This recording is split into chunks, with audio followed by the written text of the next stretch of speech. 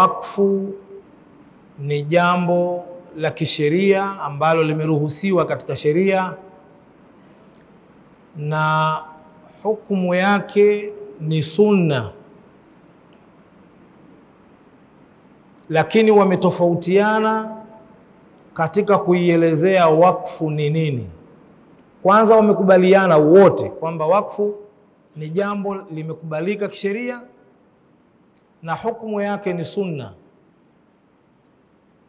lakini wametofautiana katika kueleza ni nini wakfu.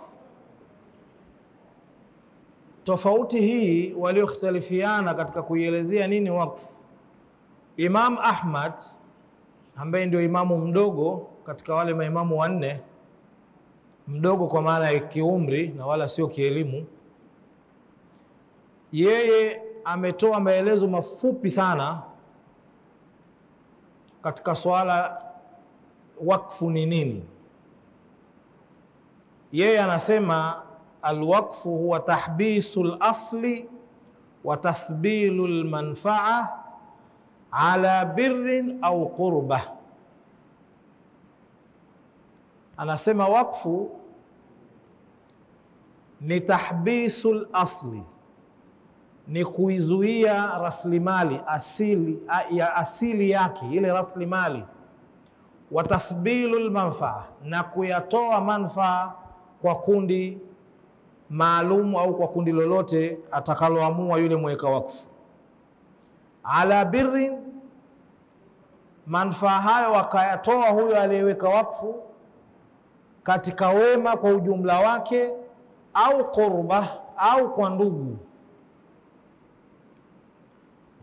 Tahbis ni kuzuia. Kuzuia maana yake kuitoa rasilimali ile kwenye matumizi binafsi, kuitoa kwenye matumizi yake yule anayeweka wakfu.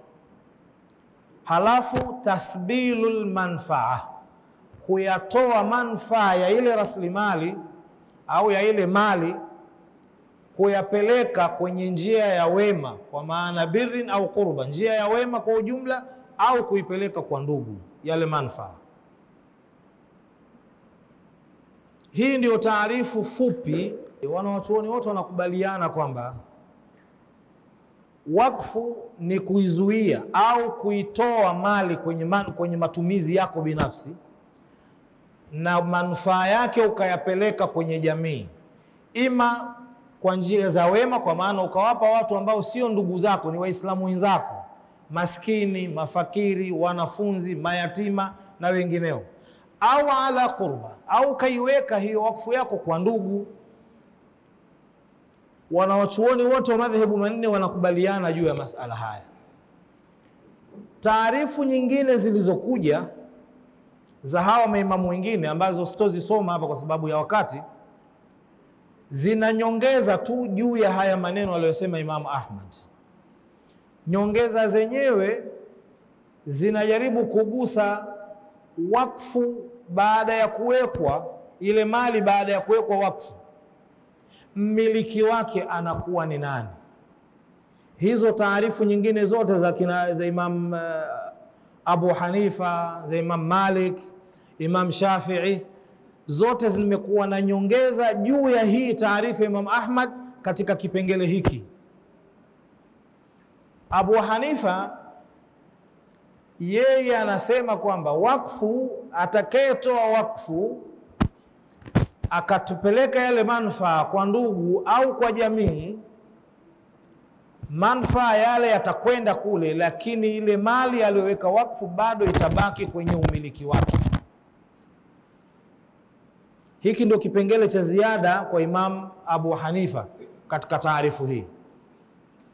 Imam Malik yeye pamoja na kukubaliana na maneno haya Imam Ahmad, lakini yeye nyongeza yake ni kwamba na yeye anasema kwamba umiliki wa mali hii itabaki kwa aliyetoa wakfu, ingawa yeye naye hatoruhusiwa kuitumia kwa maana ya maslahi yake binafsi.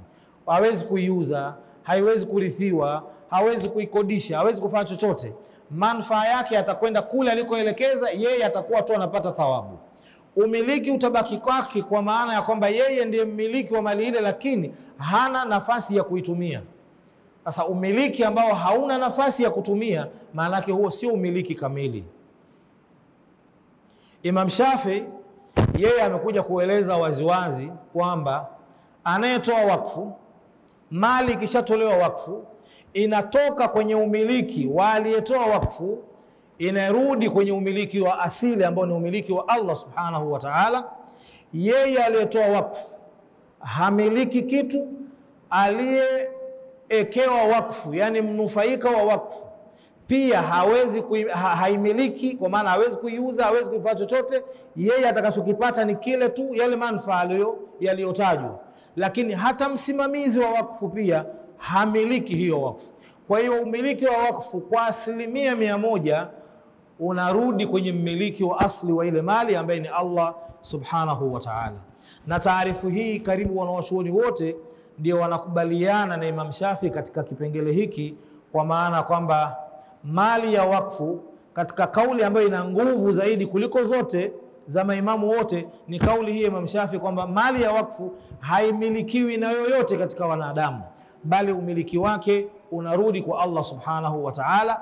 Hata kama makaratasi ya mali hiyo yatakuwa bado yanasoma jina la mtu, lakini atakuwa yeye hana uwezo wa kuifanya chochote katika matumizi yale ya kawaida mtu anaotumia katika mali yake.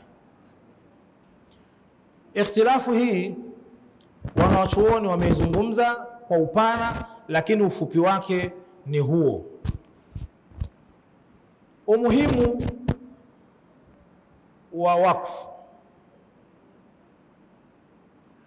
Ndugu zangu katika iman,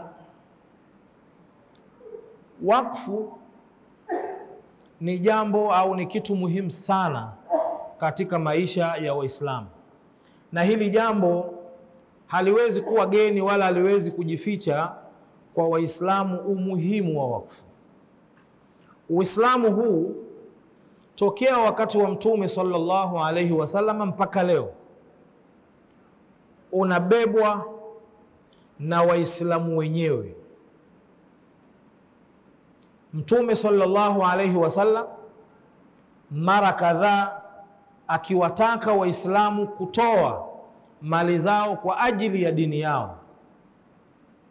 Mtume sallallahu alaihi wasallam akiwaelekeza baadhi ya maswahaba ambao walikuwa ni matajiri kufanya baadhi ya vitu ambavyo vilikuwa ni manufaa kwa jamii ya Kiislamu, na watu walifanya, na watu wakaweka wakfu vitu vyao mbele ya Mtume sallallahu alaihi wasallam.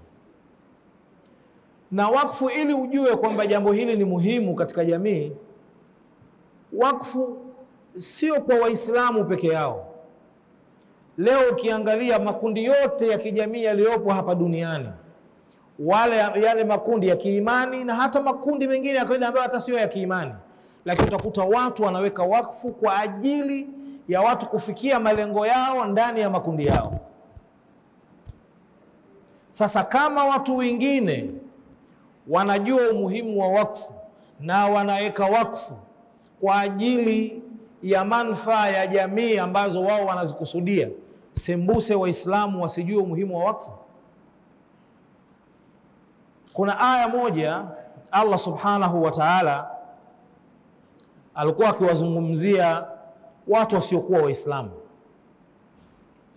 na alikuwa akizungumza katika upande wa mambo ya kivita, katika mambo ya jihadi. Anawaambia Waislamu akiwapa mfano au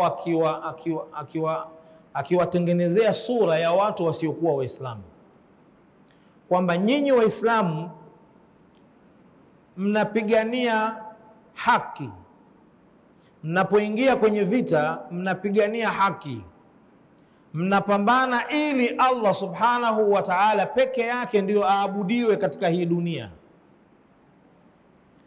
Lakini kuna hao mnaopigana nao, hao wanapigania shirki, wao wanataka shirki ndio itawale. Sasa Allah anawaambia Waislamu, in takunu ta'lamun fa innahum ya'lamuna kama ta'lamun wa tarjuna min Allahi ma la yarjun. hii aya Muislamu anatakiwa aiweke mbele ya macho yake pale anapotaka kufanya jambo la kheri, kwa sababu haya mambo ambayo Waislamu wanatakiwa kuyafanya wasiokuwa Waislamu pia wanayafanya. Sasa hapa iweke hii aya mbele ya macho yako.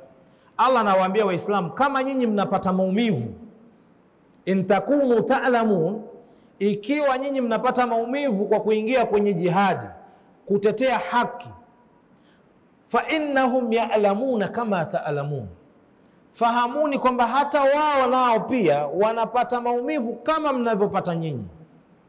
Tofauti yenu, watarjuna min Allahi ma la yarjun, lakini nyinyi mnatarajia kwa Allah yale ambayo wao hawayatarajii. Hivi kafiri akifanya wema anatarajia nini kwa Allah subhanahu wa ta'ala?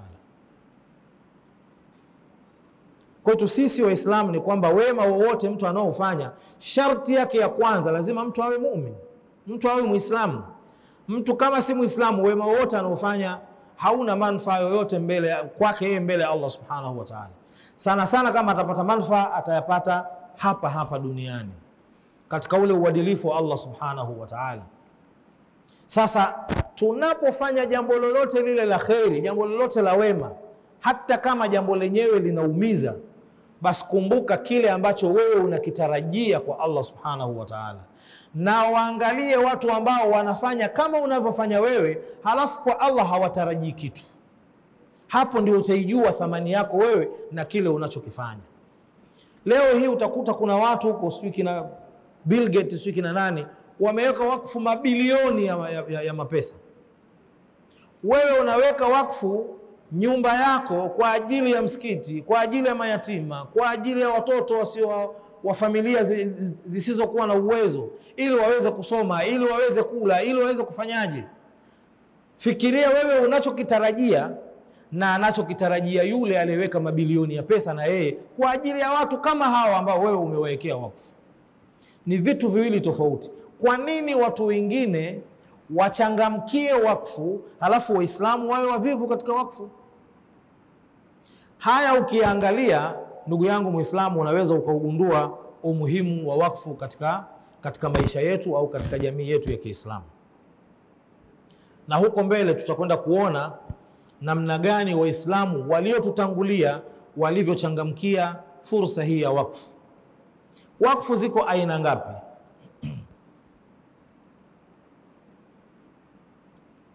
Hapa nitaeleza wakfu, aina za wakfu zile za kizamani zile, na nitazieleza katika upande wa kithawabu au kama wanavyozigawanya wanaoshoni. Sasa hivi kuna wakfu nyingi sana. Aina za wakfu sasa hivi ni nyingi mno. Yaani wataalamu wa Kiislamu sasa hivi kila siku wanabuni kwa kupitia misingi ya kisheria, wanabuni njia nyingine za wakfu. Lakini mimi huko sitoingia, nitaingia zile ambazo walizitaja wanaochuoni katika vitabu vya fiqh vya kizamani. Aina ya kwanza ya wakfu wanaita alwaqfu ahli au alwaqfu dhurri, wakfu ya kifamilia, wakfu kwa ajili ya kizazi chako. Na wakfu hii ni ile wakfu ambayo mtu ameitoa mali akasema kwamba mali hii ni wakfu kwa ajili ya watoto wangu au kwa ajili ya kizazi changu. Kwa maana hiyo mali itakuwa ni wakfu, manufaa yake yatakwenda kwenye kizazi chake, watoto wake, wajukuu zake, vitukuu vyake na kuendelea huko. Na wakfu hii mara nyingi, na wanawachuoni pia wamejuzisha kwamba inawezekana na inaruhusiwa mtu kuiweka wakfu hii akaanza kwake yeye mwenyewe, kwamba mtu anaweka wakfu, mnufaikaji wa kwanza ni yeye mwenyewe, halafu watafuatia watoto wake na wajukuu zake na vitukuu vyake na kuendelea. Na wakfu hii anaweza pia akaiunganisha kwenye upande mwingine, akaifanya ni wakfu ambayo ina vipengele viwili, wakfu ya familia na wakfu ya wema. Lakini inakuwaje? Inakuwa pale atakapoweka sharti kwamba kitakapo katika kizazi changu au kizazi changu watakapoona kwamba hawana tena haja, hawahitaji tena, watu wameshakuwa na makazi yao, kila mmoja na mali yake, basi hiyo mali ihame kutoka kwa familia iende katika upande mwingine wa kheri, kwa mayatima, kwa wajane na kwa wengineo. Anaweza mtu akaichanganya wakfu, lakini ya kwanza kabisa ni mtu kuweka wakfu kwa ajili ya familia yake. Wakfu ambayo kwa sasa hivi imepotea sana, ni mara chache sana kuisikia. Watu wanahisi kama vile haina thawabu. Mtu anahisi kwamba akiweka wakfu, aweke wakfu kwa ajili ya msikiti, kwa ajili ya madrasa, kwa ajili gani, ndio anaona huko kuna thawabu. Na si kwamba tunasema hakuna thawabu au watu wasiweke, lakini wakfu ya familia ni muhimu pia sana ndugu zangu, na inawezekana ukakuta thawabu zake ni nyingi zaidi kuliko hata ukiweka kwenye msikiti, kwa sababu wakfu ukiweka kwa familia au kwa kizazi inakuwa ni sadaka, na inakuwa pia ni kuunga udugu. Na wakfu hizi zilikuwepo wakati wa maswahaba, na Mtume mwenyewe alikuwa akiwaelekeza maswahaba moja kwa moja katika wakfu ya aina hii. Mmoja katika maswahaba wa Mtume sallallahu alaihi wasallam, baada ya kushuka lan tanalu albirra hatta tunfiqu mimma tuhibbun, mswahaba alienda kwa Mtume sallallahu alaihi wasallam, akaenda akamwambia Mtume, ya Rasulullah, imeshuka aya lan tanalu albirra hii mpaka mwisho, na tumetakiwa kwamba hatuipati pepo mpaka tutoe vile ambavyo tunavipenda. Asema, anamwambia Mtume, na mimi katika mali yote niliyokuwa nayo, mali ninayoipenda zaidi ni hii bustani inaitwa Buraiha. Bustani hii anasema ilikuwa karibu na msikiti wa Mtume sallallahu alaihi wasallam, na Mtume mwenyewe mara kwa mara kwa akiingia katika bustani hiyo anakula tende huko ndani na kunywa maji yake, ilikuwa na maji mazuri. Yule bwana akamwambia Mtume, kwa hiyo kwa sababu hii ndio mali ninayoipenda kuliko zote, kuanzia sasa hivi nataka nikushuhudize Mtume sallallahu alaihi wasallam kwamba hii mali nimeitoa sadaka. Wewe angalia utakapoiweka, kwa maana kwamba wanufaika wewe, amua wanufaike kina nani. Kama utasema ya mayatima sawa, ukisema ya wajane sawa, ukisema sio ya nani, utakavyoamua wewe. Mtume sallallahu alaihi wasallam akamwambia iweke kwa familia yako. Hii sadaka au hii wakfu iweke kwa ajili ya familia yako. Basi yule bwana akaiweka kwa ajili ya familia yake. Hadithi kama hii ilijirudia tena kwa Umar ibn al-Khattab radhiyallahu anhu, na maneno haya akaja akamwambia Mtume, mimi nimepata kule Khaybar, Mtume alivyogawanya ile mali iliyotekwa kule, Umar alipata sehemu ya shamba, na ikawa ndio mali yake nzuri kuliko zote anazozimiliki. Akaenda akamwambia Mtume sallallahu alaihi wasallam kwamba nimepata kule Khaybar, nimepata ardhi ambayo ni nzuri sana na ndio mali bora kuliko mali zote ninazozimiliki kwa sasa.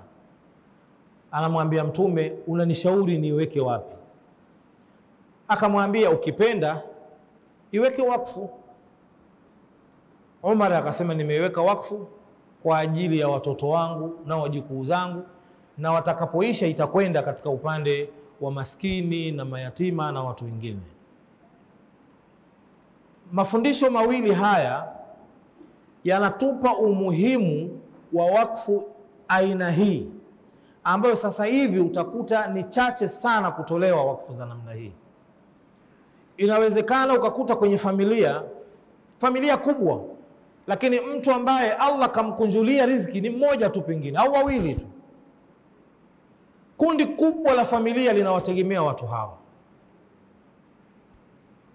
Kuliko kuwa tu unatoa hela wakati uko hai, alafu ukifa wale hawajui wanaenda wapi, ni bora ukaweka wakfu kwa ajili yao. Sasa wewe fikiria, mtu unaweka wakfu kwa ajili ya kheri nyingine, lakini huku kuna watoto ndani ya familia yako wanakufa na njaa, wanakosa elimu, wanakosa matunzo. Kusema kweli haujafanya wema sana. Kwa hiyo ukirudi huku kuitoa wakfu hii ya kifamilia, utakuwa umerudi kwenye mafundisho ya Mtume sallallahu alaihi wasallam ambayo anatufundisha, inna sadaqata ala dhi qaraba yadhufu ajruha marratayn. Sadaka ukiitoa kwa ndugu, malipo yake yanakuwa ni mara mbili, kwa sababu ni sadakatun wasila, ni sadaka halafu ni kuunga udugu. Kwa hiyo hii ni aina ya kwanza ambayo wanawachuoni wote wanakubaliana na wakfu hii. Wakfu aina ya pili ni alwakfu alkhairi, ni wakfu ya kheri. Sasa wakfu ya kheri hii ni wakfu am, ni wakfu ambayo inatolewa kwa jamii kwa ujumla wake, ingawa inaweza ikawa khas katika hiyo jamii, lakini bado likawa ni kundi ambalo sio kundi la ndugu. Kama tulivyosema, tulitoa mfano kundi la mayatima, kundi la wajane, labda kundi la mafakiri, kundi la maskini, kundi la wanafunzi wasiokuwa na uwezo. Ukaainisha katika wale wasiokuwa na uwezo, ukasema lakini kwangu mimi kwa ajili tu ya wanafunzi ambao watakosa ada. Mwingine anasema labda mimi nyumba yangu hii wakfu kwa ajili ya uniform za wanafunzi ambao wazazi wao hawatakuwa na uwezo. Mwingine anasema labda wakfu yangu hii kwa ajili tu labda ya hostel ya wanafunzi ambao wazazi wao hawatakuwa na uwezo, na vitu vingine vingi ambavyo mtu anaweza akaviwekea wakfu. Japokuwa kasumba ambayo tunayo sana sasa hivi, kila mwenye pesa akitaka kuweka wakfu anatafuta ardhi ajenge msikiti. Ni sawa, wakfu ya msikiti ni wakfu, na ni wakfu kweli, ina kheri kubwa. Mtume sallallahu alaihi wasallam ametoa bishara kubwa, lakini sio upande mmoja tu ndugu zangu, kwa sababu sisi shida yetu sio msikiti peke yake. Tunahitaji wataalamu, tunahitaji walimu, tunahitaji mashekhe, tunahitaji nini. Haya makundi yote yaangaliwe na hizo wakfu. Wenzetu waliweka wakfu huko, yani wewe mwenyewe utakuja kushangaa ukiziona aina za wakfu zilizowekwa huko. Kulikuwa na wakfu mpaka za kuandaa wasichana wanaoolewa kwa ajili ya kuandalia maandalizi yao yale ya harusi ili wapelekwe kwa waume zao. Kulikuwa na wakfu maalum. Kama mzazi binti yake anataka kuolewa, alafu mzazi hana uwezo, basi ile wakfu inamwandaa huyu binti kwa kila kitu kinachohitajika katika harusi yake. Hizi ni wakfu. Wenzetu walijua maana ya wakfu. Sisi tumejua maana ya wakfu moja tu: msikiti, msikiti, msikiti, msikiti. Mwingine akienda mbali kidogo, maji, kisima, msikiti, kisima, msikiti, kisima, msikiti, kisima. Kuna watoto wa Kiislamu wanashindwa kwenda sekondari kwa sababu baba zao hawana 50,000. Baba hana 50,000, mtoto wake anabaki. Waislamu wanaweka wakfu, nyumba anaweka kwa ajili ya msikiti fulani, hii shamba kwa ajili ya msikiti fulani. Sawa, ni kheri, lakini kuna kheri nyingi, na jamii haiwezi kujengwa kwa upande mmoja. Jamii inajengwa kwa pande zake zote. Sasa wakfu khairi hii, tuangalieni makundi yote yanayopatikana katika jamii zetu. Alafu kuna hiyo alwakfu almushtaraka, aina ya tatu ni wakfu ya ushirika, ambayo kama tulivyotoa maelezo ya kwanza, inaanzia kwenye familia, inaishia kwenye jamii. Kwamba bwana, familia yangu ikishajitosheleza ikawa haina haja tena, basi wakfu ihame iende kwenye jamii, ima kwa kuainisha kundi maalum, au wasimamizi wa wakfu hiyo wao wataangalia ni sehemu gani ambako ni kuzuri kuipeleka wakfu hiyo. Hii inaitwa alwakfu almushtarak. Hukumu ya wakfu tumeshaielezea kwamba ni sunna, na dalili ni aya ile tuliyosoma, lan tanalu albirra hatta tunfiqu mimma tuhibbun. Lakini pia kuna hadithi ya Mtume sallallahu alaihi wasallam ambayo ni maarufu sana, idha mata al-insanu inqata amaluhu. Mtu akifa amali yake inakatika, isipokuwa mambo matatu: sadaqatun jariya. Wanawachuoni karibu wote wanatafsiri sadaqatun jariya kwa maana ya wakfu. Wakfu, sadaka inayoendelea, ina maana ya wakfu. Na hadithi tulizoziona za Umar na Abu Talha zote zinatuonyesha namna gani wakfu ilivyothibiti katika mafundisho ya Qur'ani na sunna za Mtume sallallahu alayhi wasallam. Masahaba wa Mtume sallallahu alayhi wasallam walichangamkia sana fursa ya kutoa wakfu, mpaka kuna mmoja katika masahaba anasema kwamba hakuna sahaba yoyote yule wa Mtume ambaye alikuwa na ziada kidogo ya mali yake, yani matumizi yake anayamudu na ana ziada kidogo, halafu hakuweka wakfu. Hakuna. Masahaba wote wa Mtume, kila aliyepata ziada ya matumizi yake basi aliweka wakfu, kuonyesha namna gani wenzetu walivyolifahamu swala la wakfu na walivyoitumia fursa hii ya wakfu. Wakfu ya kwanza katika Uislamu, katika zile wakfu am, wakfu zile za jamii, ni Masjidi Quba ambayo alijenga Mtume sallallahu alaihi wasallam akiwa njiani kuelekea Madina. Lakini pia ya pili inayofuatia ni Masjidi Rasul sallallahu alaihi wasallam ambao Mtume aliujenga baada ya kuingia Madina. Hizi misikiti hii miwili ndio wakfu za kwanza wakati wa Mtume Muhammad mpaka kuja huku kwetu. Huko nyuma tayari zilikuwepo Masjid al-Haram, Masjid al-Aqsa na nyinginezo. Lakini wakati wa Mtume sallallahu alaihi wasallam kuja huku kwetu, wakfu ya kwanza ni Masjid Quba, wakfu ya pili ni Masjid an-Nabii sallallahu alaihi wasallam. Wakfu ya tatu au wengine wanasema wakfu ya kwanza ya kheri, ukitoa habari ya misikiti. Hapa kuna tofauti. Ansar, watu wa Madina, walikuwa wanataja wakfu yao na Muhajirin walikuwa wanataja wakfu yao. Wakfu ya kwanza wanayotaja Ansar ni mashamba ya Myahudi mmoja ambaye alikuwa anaelewana sana na Mtume sallallahu alaihi wasallam. Myahudi huyu alishiriki katika vita ima vya Khandak au Uhud, akiwasaidia Waislamu, akimsaidia Mtume sallallahu alaihi wasallam, na akawa ameacha usia kwa Mtume sallallahu alaihi wasallam, kama itatokea jambo lolote atakufa, basi mali yake yote, yale mashamba yote yatakuwa chini ya Mtume sallallahu alaihi wasallam. Yeye Mtume ndo atajua wapi ayaweke, wapi ayaelekeze manufaa yake.